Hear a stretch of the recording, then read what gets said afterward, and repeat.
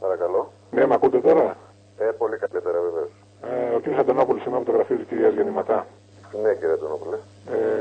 Θέλω να σας παρακαλέσει να αποχωρήσετε από το νοσοκομείο το συντομότερο δυνατόν. Να στείλετε την παραίτησή σας. Κύριε Αντωνόπουλε, δεν έχω συνηθίσει να παραιτούμε στη ζωή μου. Βεβαίως η πολιτική ηγεσία έχει διακριτική ευχέρεια της επιλογής της απομάκρυνσης και με πολύ σεβασμό θα την ακολουθήσουν. Αυτό δεν έχει ξαναγίνει ποτέ. Έχει βγει η κυβέρνηση Πασόκ, το γνωρίζετε. Βεβαίως. Ωραία, γιατί κάθεστε λοιπόν στο νοσοκομείο? Με συγχωρείτε. Αυτά που έχουν συμβεί στην Κέρκυρα δεν τα γνωρίζετε? Δηλαδή. Εγώ πρέπει να σας πω. Βγαίνετε και κάνετε δηλώσεις για το νοσοκομείο για εγγένεια. Έχετε ρεζιλέψει την Κέρκυρα όλοι και είστε ακόμη στο νοσοκομείο. Με συγχωρείτε.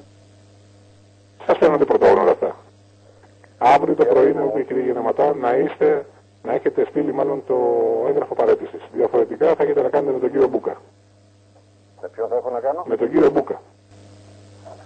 Και τι ευθύ ο κύριος? Θα δείτε από αύριο το πρωί αν δεν έχετε